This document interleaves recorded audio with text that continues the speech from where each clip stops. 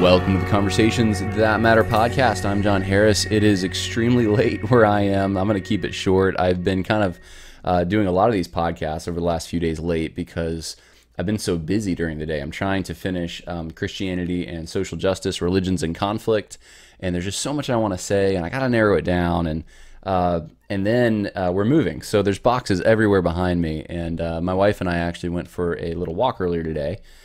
Just around the neighborhood, kind of reminiscing a little bit. And one of the things we talked about was the podcast briefly, and just this whole thing that I'm in right now with the podcast and writing about social justice and the documentary stuff and just all of it.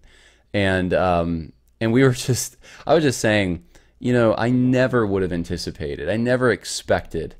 Like if you said, John, like, what's your 5-year plan 5 years ago?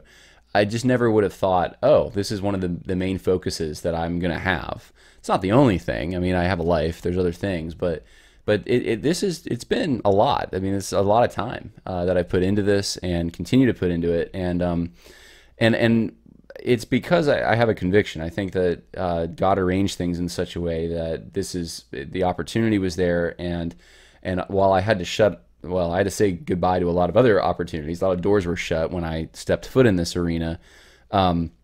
It's helped so many people that are trying to understand this on the local level, at their church especially, but not just laymen, but even pastors have just been helped by this. And I get those emails, and I appreciate those emails and messages.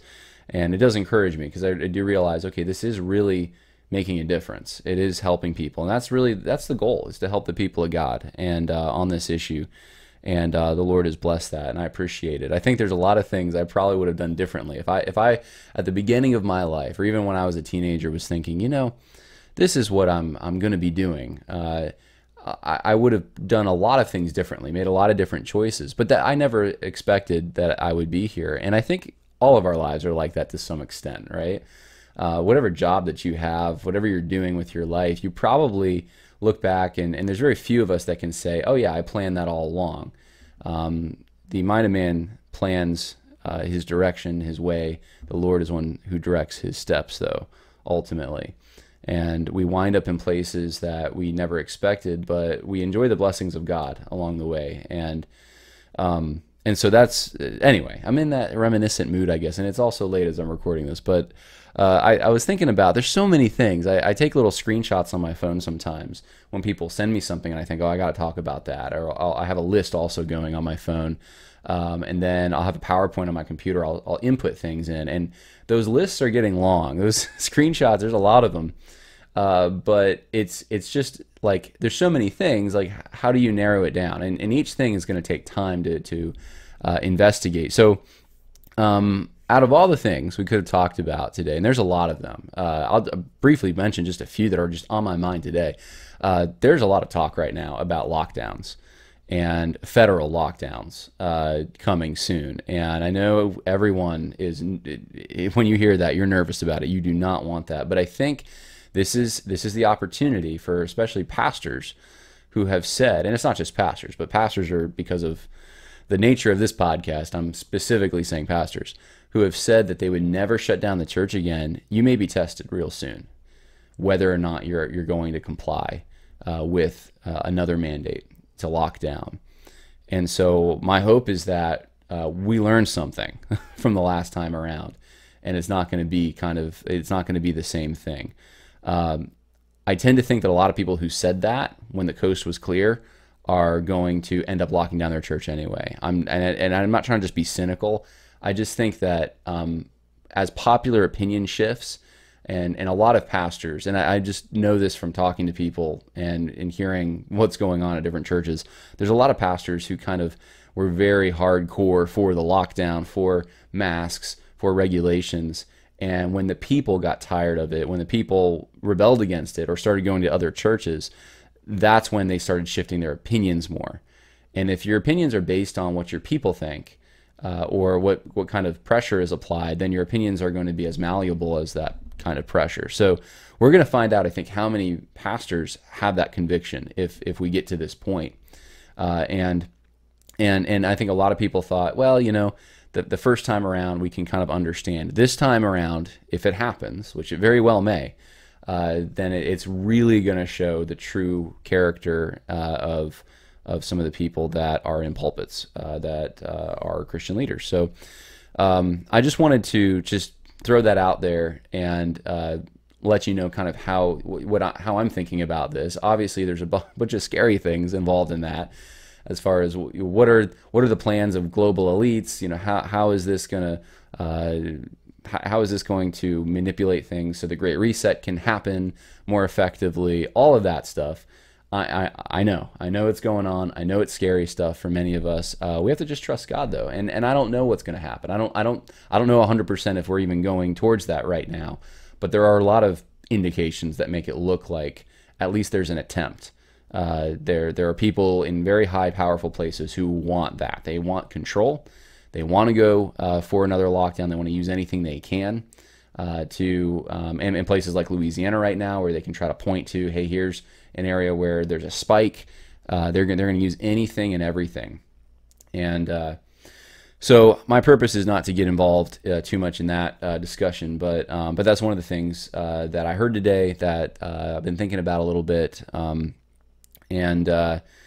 So it could be interesting for me. I'm supposed to we're supposed to move, and then we're supposed to go on a vacation, which is, I think that's how you should do it, right? You move and you're exhausted, and then you go on a vacation. So we're supposed to go on a vacation, and that could be interesting with flights and everything, especially since I need to visit my family, some of them who are in California, and that's one of the states that I'm sure that they will be totally compliant, and probably more than compliant with any kind of lockdown. You can, I'm debating whether, I'm going to say this, you can pray, if you would, for some of my family. I'm not going to be maybe completely specific on this, but I do have some family members, one of them in particular, who right now has, and I think it was sparked probably from COVID, but has pneumonia and is in the hospital. And so I would appreciate your prayers for that. I do think, I've been hopefully consistent on this for the last year and a half. I do think that, because I'm pretty sure I had it, COVID is definitely a real thing. Don't deny that, but I do think it is much exaggerated. But like any kind of flu, any kind of bad flu, it still is life-threatening, and especially it's not the COVID that'll get you; it's the pneumonia.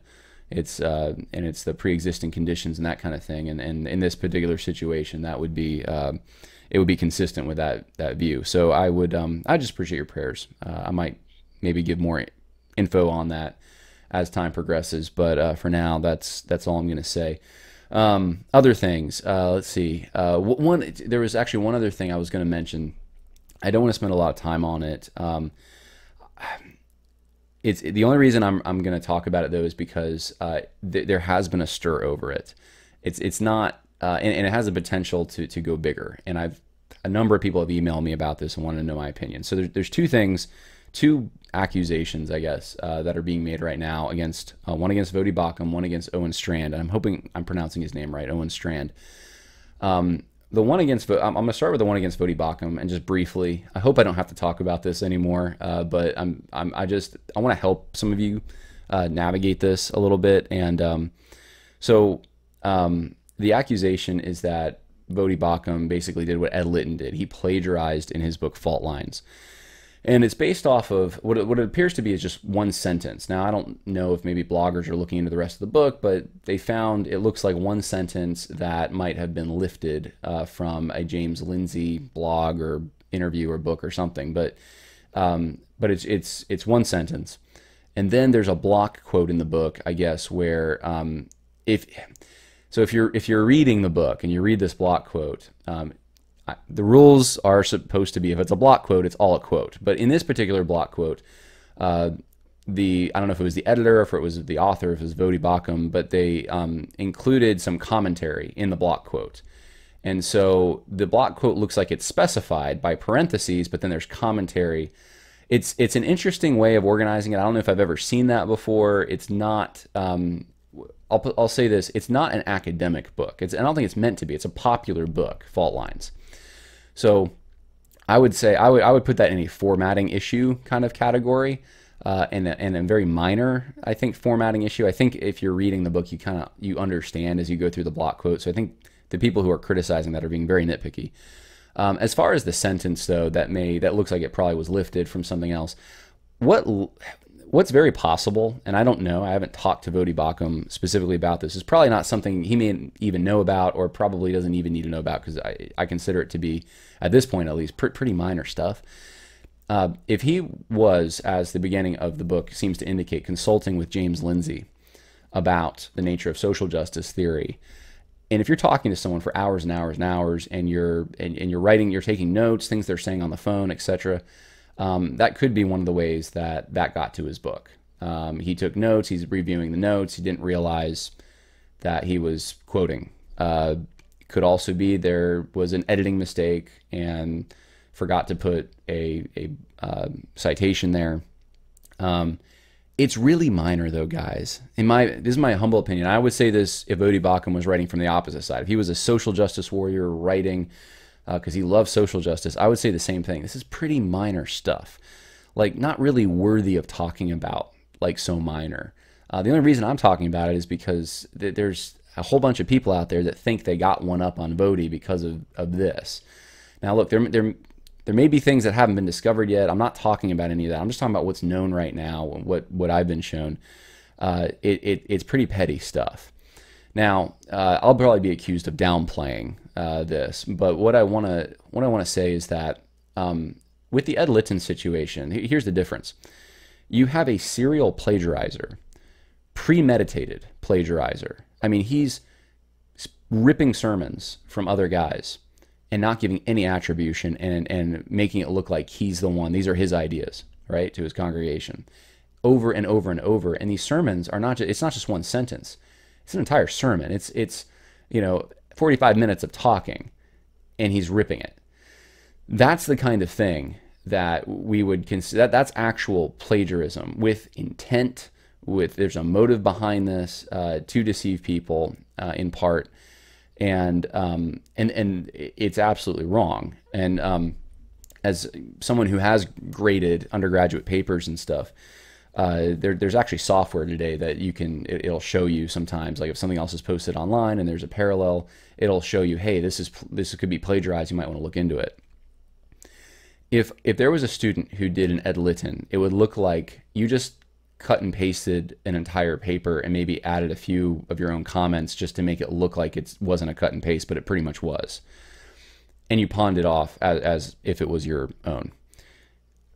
Compare that to what Vodi may have done, because I'm not even quite sure. I don't think anyone's quite sure exactly what happened with one sentence. You forgot to put a footnote in one area. It probably, honestly, it probably wouldn't even come up as something. Usually on that software that people use to grade papers, it's got to be at a certain level, like 50% or whatever. I forgot what the one we were using was, but if it's one sentence like that, it's not even going to show. It's not even going to be high enough to even look into it, most likely. So if you do happen to catch it and you're grading, you might just take a point off. You might just be like, oh, you forgot this. And it's an easy fix. You just, for someone like, for a book like Vodi's, and this happens all the time, by the way, little mistakes like this, grammatical errors, this is the kind of thing we're talking about. You just say in the future editions, I'm going to put a little footnote there. That's all you do. Problem solved. No intent behind this, not trying to deceive anyone. It's pretty, honestly, I debated whether I should even say anything about this. Again, the only reason, and maybe I made a mistake in talking about it because it's so minor, I probably shouldn't even give it airtime, but the only reason is because I was asked by multiple people about it, and I decided because of that, and because it did seem to start to be causing a stir, I would just address it briefly. So if you're trying to be political about this, I guess if someone brought it up, you could just say, you're right, there should have been maybe a footnote there. I wonder why the editor didn't add one, or why it was overlooked, and maybe we should email the editor or the publisher and say, hey, on future editions and in the Kindle version, can we just put a footnote there? By the way, what do you think of Ed Litton and all the people defending him? Right? Just let's talk about some real, actual, premeditated plagiarism. So I'm in agreement there should be a footnote. I'm in agreement that that kind of stuff is important. And again, most of you probably don't care too much about this. I'm coming from a little bit of an academic standpoint, just slightly. I try not to be too much that way, but I'm a stickler for footnotes. That's one thing that I did. You read Social Justice Goes to Church. If you read the book I'm about to release, both of them are very heavily researched. And if someone pointed that out in one of my books, I'd be right away contacting my publisher. Hey, put a footnote there. That's just who I am. I know I'm different than a lot of people, but yeah, it's just a simple thing.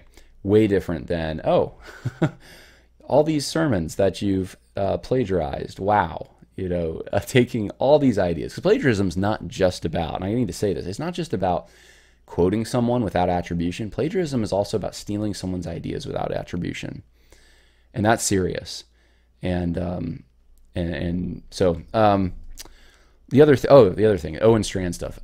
So yeah, I have multiple people asking me about this. It's kind of a similar situation that Owen Strand apparently wrote some stuff. And by the way, I should say I haven't read his new book yet. I do want to at some point. From the people that I know who have read it, they've just told me it's a very basic kind of overview of social justice and stuff. So it's good. It's not like in depth. It's not as big into naming names and that kind of thing.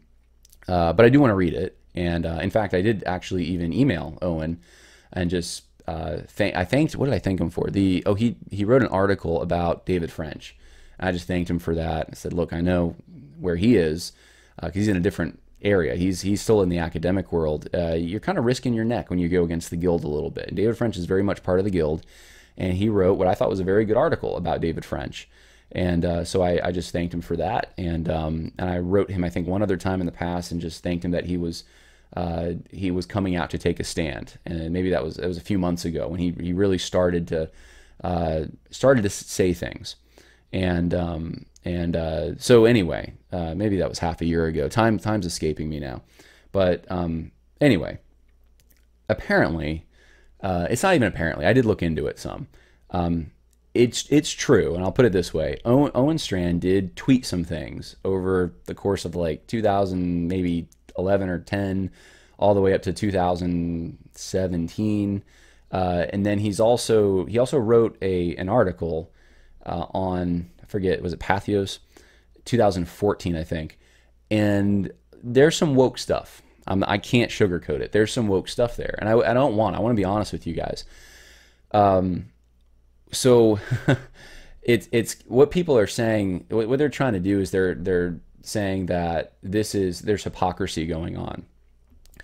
Now, I don't know everything that's been said. I don't follow Owen Strand very closely. I am not aware of him. I never met him.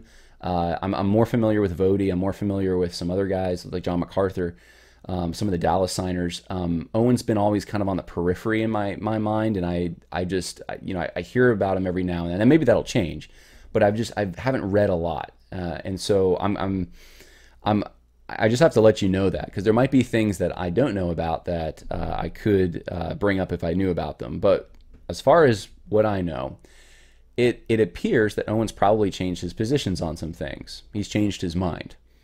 Now, I can't speak to whether or not this is an opportunity, and I think what's going on here, let me say this, I'll back up. I think a lot of people in this SBC feel like they can't trust anyone. They watched Al Mohler especially, and they thought, this is Mr. Conservative, he's just going to hit this thing out of the park. And then they've come to the realization slowly over time, but now they're coming to the realization, this guy's an opportunist. This guy's not principled like I thought.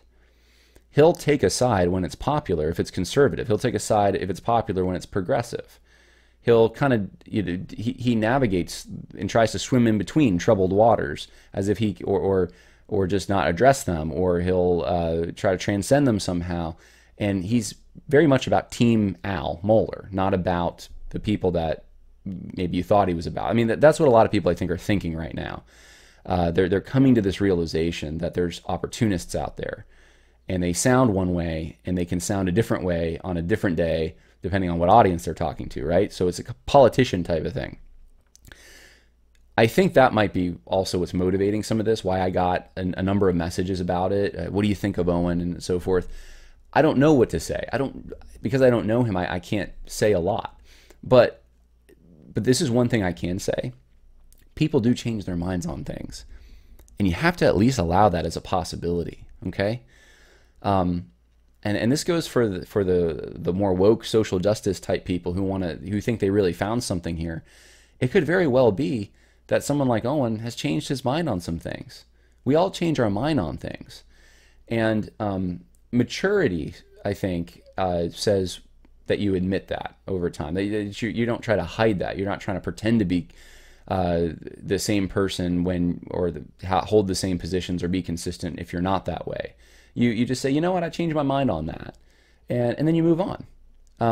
And you give your reasons maybe why you changed your mind. I think there's a lot of people who initially, when the social justice stuff started, they thought, oh yeah, there have been some bad things against women, and there have been some bad things against African Americans or whatever other ethnic minority, Chinese, this year especially, focusing on that. But there just have been, I've been in churches where, they said some insensitive things about this or that, and they kind of started to go down that path, and then they realized, wait, hold on, hold on, you're making very firm designations about oppressed and oppressor classes, and you want some kind of a redistribution of privilege or resources, and hold on, they started seeing red flags.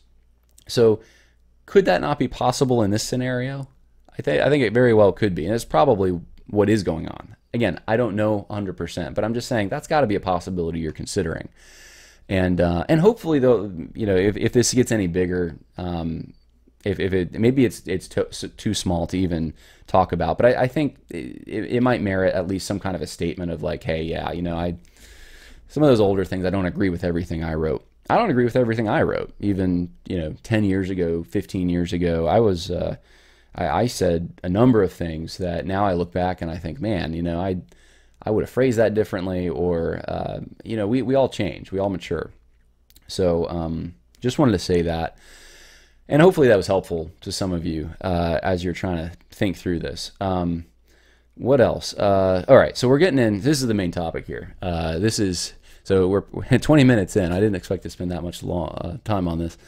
Let's get into the main topic, if I can pull it up here. The American Solidarity Party, that's what we're going to talk about today. And I probably spent about 5 minutes just poking around. But I want to spend more than that, and we're going to discover some things, I guess, together. The reason I'm doing this is I was asked to. Someone today sent me that Karen Swallow Pryor, who works at Southeastern Baptist Theological Seminary, known to be kind of a social justice proponent, not just in the Southern Baptist Convention, but just in evangelicalism more broadly. She's got some influence, written some books, and they said, hey, can you check out this party, this American Solidarity Party? It's a third party that's supposed to appeal to Christians specifically, and could you take a look at it and tell us what is this? Because maybe now here's the thing, you probably haven't heard of this. And maybe I'm focusing on something that doesn't affect your life a whole lot, but it may in the future, and that's really why. And even if it's not the American Solidarity Party, it'll be another party that rises up as kind of like this third way in between progressives and conservatives, Christian option. I sense that there's kind of this undercurrent of people who they really want to vote Democrat, but they cannot.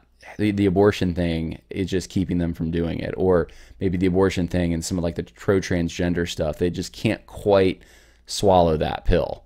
So they have to come up with an alternative. That's just my perception, that there's a demand for this in more like elite Christian circles. I don't think anything's ever going to get off the ground too far. I don't think it's going to be a serious contender. But it does give people kind of, what it does is it neutralizes, I think, what would have probably been a Republican vote at one time. I don't necessarily think, and I could be wrong, maybe it does take from the Democrats, but I don't necessarily think that's mainly what it does. I don't think it's taking from the Democrats as much as it is from evangelicals who probably at one time would have been more on the right. Maybe it takes from some Democrats. It probably does. But I think more so it's going to be evangelicals who have kind of devolved, in my opinion, to embrace social justice, and now they're homeless. They don't know. They can't be in the Republican Party anymore in good conscience in their minds. So what do we do? Or the conservative parties, there's various conservative parties, Constitution Party, they have to be part of some option that values pro-life but also values social justice. So I think that's what this is, and we're going to look at it more to kind of determine that. So this is the American Solidarity Party. If you click on it, it's going to take us to American Solidarity Party 2021 convention, which already happened, I guess, right? Yeah. So I don't. Okay. Well, they had a convention, and some of the names here. Karen Swallow Pryor is the first one here in kind of bold print here. I didn't really recognize. Maybe I should have, but I don't recognize like any of these other people except I recognize the name George Yancey. And the reason I recognize the name George Yancey, I think, because I looked him up, is because of a crazy open letter, I guess, if you want to call it that he wrote back. You can go look it up. I'm not going to spend any time on it today. It's total critical race theory. It's an open letter that he wrote in the New York Times. I think it's called Dear White People or something like that. But basically, he basically accuses all white people of being racists because they're benefiting from a system of privilege. It's all of that, and it's terrible. Total woke guy. And so that was one. I was like, oh, red flag right there. That's someone that I mean, that caused controversy at the time, and he was put on even a list of like really like radical professors. And so yeah, he's part of the American Solidarity Party. So it wasn't very encouraging. So here's the about section about us. The American Solidarity Party is a true, organically grown grassroots party that was formed by people looking for a third way. There it is, a third way. In the polarized and interest group-driven landscape of American politics modeled on the Christian Democrat parties throughout the world, shaped by unique aspects of American culture and law. So what's Christian Democrat Party? So if you click on that, it takes you to this.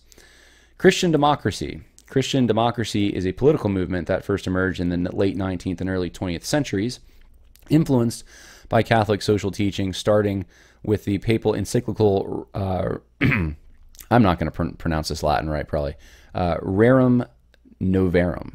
I hope I got that right, by Pope Leo the 13th. And by the way, Rerum Novarum is actually, it is in the book that I'm writing right now. I actually talk about this encyclical and what it was attempting to do. In fact, I will read for you what I said. Following the Industrial Revolution, Roman Catholic social teaching sought to preserve the natural order which had previously existed through agrarian social bonds and obligations.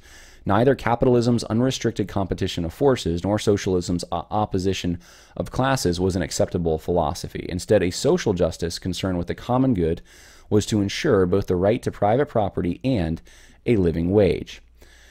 However, okay, so then I go on and basically say that totally changed and morphed into socialism beginning in the 1960s. But this is one of the things, because it uses the term social justice, and a lot of Christians, now it's not a lot, I shouldn't say that. There's a guy at the Heritage Foundation. Okay, so it's like one guy who wants to go back. There's probably a few of them, and like reclaim social justice. It's a conservative thing. In fact, I think it was in 2010, the Heritage Foundation did a whole series on social justice.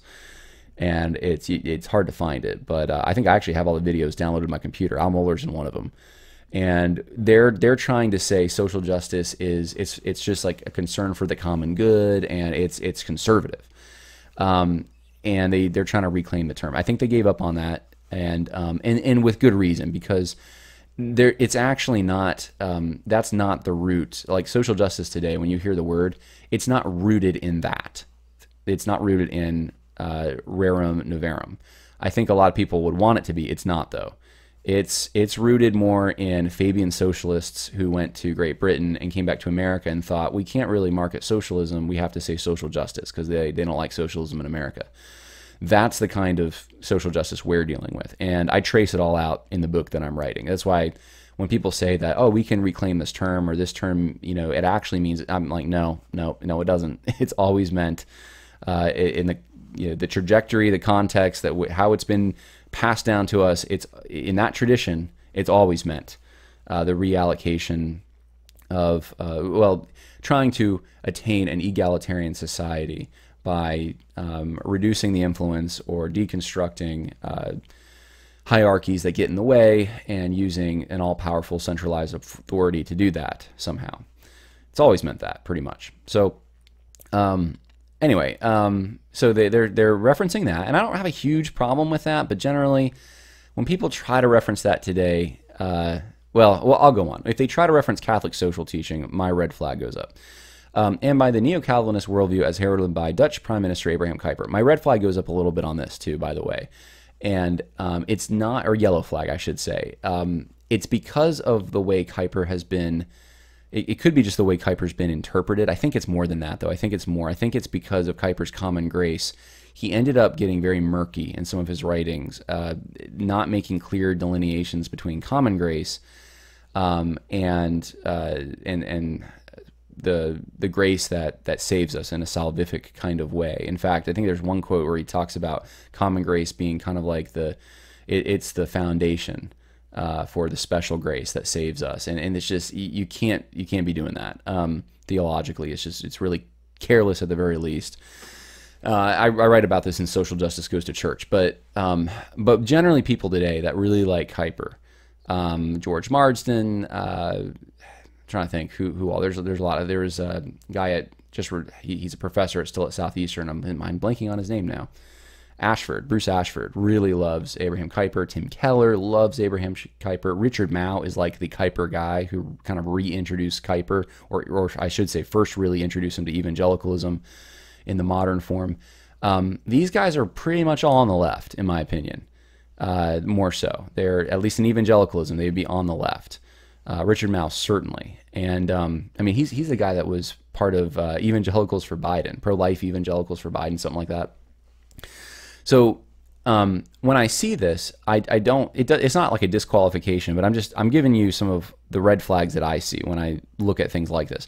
All right, we're going to move along faster. The strength of this ecumenical collaboration led to Christian democratic parties coming to power in various countries of Europe, as well as Latin America, where they emphasized several unique concepts that promoted the common good. Okay, if you're talking about Latin America, they're talking about liberation theology.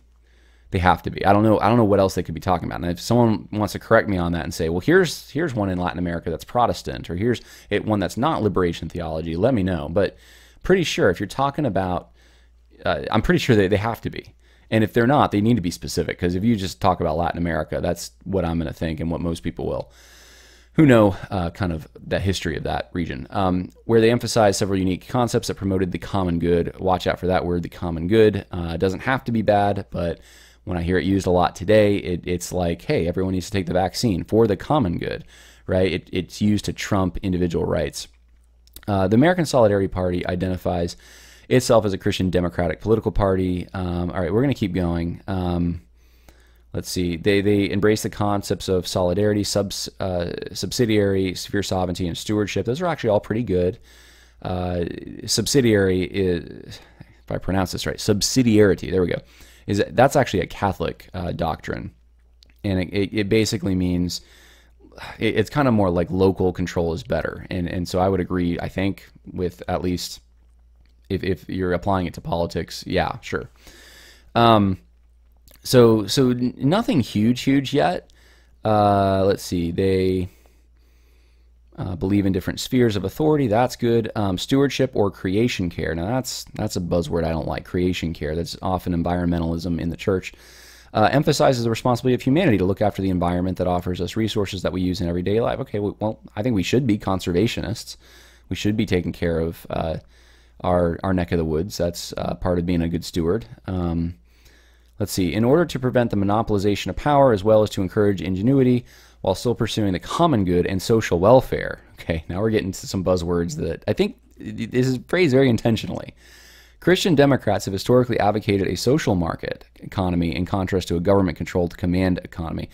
Okay, social market. So they didn't say free market, it said social market. This social market approach represents a third way between socialism and a laissez-faire economy, combining free enterprise with the government regulation.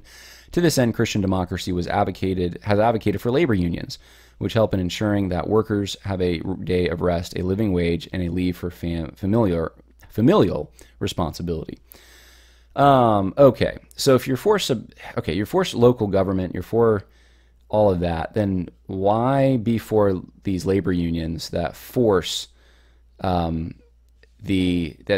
under government sanction, I should say, force companies in really contradiction to the parable of the laborers. They force companies, they force employers to do things with their wealth, with their money, that it's up to them to do what they want to do with their private property. But this basically says that there's a claim that the government has on those things, and that claim is it's a claim not to defend society in times of war or anything like that. It is a claim that they have simply because for the common good. And there's a lot of wiggle room in this. This is kind of a blank check. So I would like to suggest there really isn't a third way on this. If there is, I think you could say that you're skeptical of commercialism or unbridled, I guess, capitalism, free trade that's unbridled on like in a modern state sense, crony capitalism, that kind of thing. You could probably say that and still be in favor of a general free market and local controls and that kind of thing. There is, I think, a way in localism, kind of a more of agrarian localism, to do that. But that's not what they're talking about. They're talking about today, as things stand today, they're going to support the labor unions. They're going to support what really are positive rights. This is in direct contradiction to the founders, right? The founders believe in negative rights. Rights are tethered to responsibilities. Well, this is positive rights. You have a right to a living wage, right? I mean, this is socialism right here. This is Bernie Sanders would love this kind of framing at the end here. So I wouldn't buy this idea that this is a halfway measure. No, this is socialism. It's Christian socialism. That's probably a more honest way to put this. So that's they're about us, I guess, who they are. Statement of principles. Let's go there. Sanctity of life, social justice. What do they say there? We affirm a special collective responsibility to the most vulnerable members of society and call for societal structures that uphold the equal value and dignity of each person, regardless of any personal characteristics. This requires efforts to address systemic and historic injustices. Okay, there's your reparations right there, including long-standing racial injustice in a way that confronts inequalities that disparage innate personal dignity. All right, you're getting socialism with these guys. You're going to get it. The central authority is going to force the redistribution of certain things. Let's see, centrality of the family, economic, security, community-oriented society. Let's see. I want to go for the stuff here. Care for the environment. Both government and civil society have a responsibility. Like, in what sense, though? Is it local government? Is it state government? Is it the federal government? That's where I usually get a little hung up, is like, why the federal government or the national government has, like, if you look at a map of like the West and look at Arizona or Utah or some of these Western states, look how much the federal government owns. And you might want to think to yourself, would it be better if this was in the hands of the people who actually live there, local control over it? They get to manage it, steward it. If there's, a national park, it could be a state park that they charge. I mean, I don't know. All right, so that's I'm seeing a pro-life socialist when I look at this. What else do they talk about? I felt like I saw something when I was poking around here earlier on the pro-life stuff, but I'm not seeing it. Elected officials. Have they elected anyone? Let's look at that. So they got some local folks, I guess. City manager of St. Mary's, Pennsylvania. Board of Education in Connecticut. So it's really local folks. It's only a few people. Town council member here or there. Okay. Party leadership. Let's see if we recognize any of these folks. I do not recognize one person on this. There was something that was about holistic pro-life stuff, though. Let's see if I can find it. Oh, here it is. Due to these values, we are a proud member of the Consistent Life Network. So I looked at it. Consistent Life Network. And let's see. We are a network of organizations and individuals committed to the protection of life, which is threatened in today's world by war, abortion, poverty, racism, the death penalty, and euthanasia. We believe these issues are linked under a consistent ethic of life. This is, again, the Ron Sider just flatlining pro-life issues. So smoking's a pro-life issue. So is abortion. So do not murder is the same as an adult making a decision, a quality of life decision that they want to make for themselves. So this is the death penalty. That's even something that's advocated in Scripture. So how Christian is this party? So I view that as a Trojan horse. That is a weakening of the pro-life movement. What else we got here? Let's look at their Twitter. This was interesting. 1 hour ago, they posted, "It's been 5 years since Obama wore a tan suit, and we're feeling nostalgic for a more innocent time when that whole news cycle was considered an exceptionally dumb one." That's interesting. I don't know. I guess they're sentimental for Obama, just remembering Obama. This is the post today that someone wanted, I think, why they wanted me to comment. "We're pleased to announce that Dr. Karen Swallow-Prior has graciously agreed to join our board of advisors." So that gives them, I guess, some credibility with some folks in the more progressive evangelical world, if I can use that term. A lot of their posts don't seem all that serious. There's a lot of just like kind of Twitter, like not serious Twitter stuff going on here. Like this, like it's just, you wouldn't think a political party would be posting a GIF like that of a knight dancing. Let's see. All right, so so I did this. Okay, you can do like a Twitter advanced search. I just put socialism. And I just want to see, okay, what do they say about socialism? And I haven't looked into all of this, but I typed in that whole thing. Let's see. Neither libertarianism nor socialism. Okay. This is interesting. Oh, stop, Ted Cruz. Denmark does not equal East Germany. Democratic socialism does not equal communism. Senator Sanders' vision doesn't need guns or atheism. Yeah, it kind of does.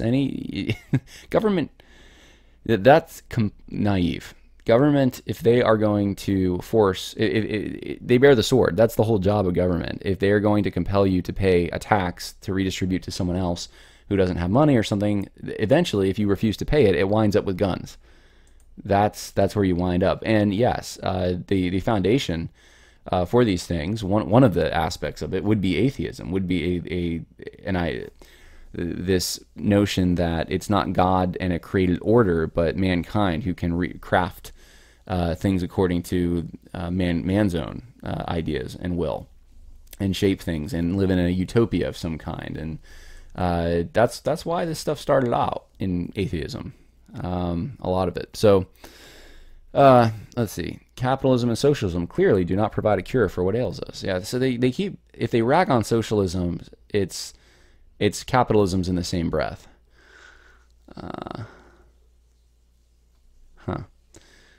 All right. So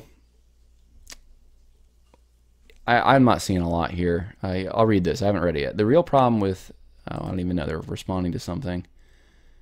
See, this is so complicated, I can't even get into it. I don't know what they're responding to. They're not making a lot of general statements here. I don't know who's running the Twitter account. Making fun of a Fox News contributor here, I guess, for not knowing what socialism is. This is actually telling. I should have seen this first and said something. Okay, so you have a Fox News guy saying that, claiming that it's socialism, that Biden is suggesting a universal basic income, that is.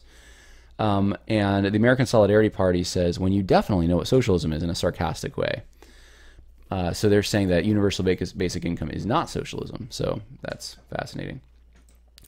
All right, so that's the American Solidarity Party, and the person who asked me to talk about it, I have talked about it now, and you are aware. It is pretty much what I thought it was going to be. It is a political party dedicated to being basically socialist, even though they say they're halfway between the two. Government is the provider, gives you universal basic income. You're guaranteed a living wage, etc. And which actually universal basic income is a step beyond that. And at the same time, we don't like abortion. That's what you're getting from this. It is not a viable option, I think, for a truly consistent Christian who has an ethic. And one of the things, and I'll say this, one of the things that I find interesting is that so many people on the Christian progressive side, Tim Keller, David Platt, John Piper, even to sort of some extent, Jonathan Lehman, Ed Stetzer. I mean, it's almost like everyone. It's a lot of people. They have this sort of idea that they have to reinvent the wheel, or Christians today kind of have to reinvent the wheel. Like, Christians haven't really had any ideas on politics, apparently. There is no tradition of political thinking or political theory within Christianity. I mean, they have to go to the Catholics. It's not going to be like a Protestant one if they're going to point to anything.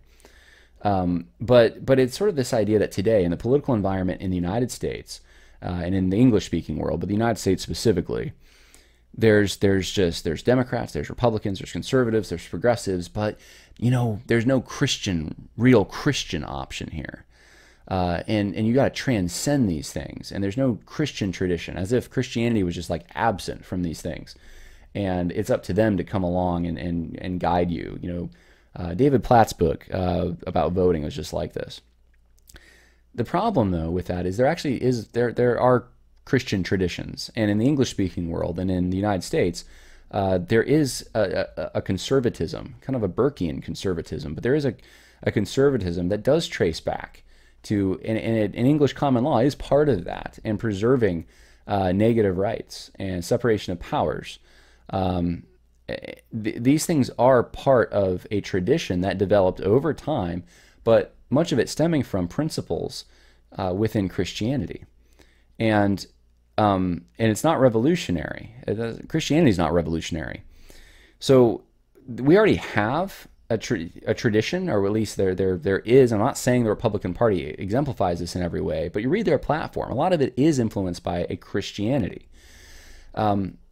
It streams into the Republican Party. There's other streams now coming in that are getting deeper and wider, and we want to, as best we possibly can, preserve the true and valuable and good things that we've had. That's what being a conservative is. But this tradition that we have, this conservative tradition, is rooted in a Christian understanding of the world, Christian metaphysic, Christian ethics. And to pretend like that just doesn't exist, and that's secular. That's totally secular, and progressivism is totally secular, and that you got to come up with some third way that's truly Christian, that is a mixture of the two, or is something supposedly transcending them, or brand new and an invention of modern people who are finally going to apply Christianity to the political realm. It's just naive, and it doesn't make a whole lot of sense. Why not work with what you already have? Why not start there and build a common foundation there? Now, I'm all in favor of a political party, especially on the local level. If you can form a political party, especially if you're in a place like New York, right, where the Republicans for the most part are pro-choice, or they've caved on so many things. It's happening now at the national level more, but especially in more progressive areas. Then and there are alternatives there, but if you want to form an alternative third party, I'm nothing against that, but don't pretend like we're the Christian one. We're totally like, and we're innovative. We're just like starting this, maybe we bring in some Catholic social teaching, maybe a little from the Dutch, but there was never like an English speaking Christian tradition to draw from, apparently. So we got to go to these outside sources. It's just strange to me, and maybe someone can figure that out and tell me why they do that, and put it in the comments, because you could draw from the English tradition, English speaking tradition, but they don't want to do it. They don't want to point back to Americans who have been Christians, who have been involved in politics. They really just, I don't know what's up with that. So just an observation.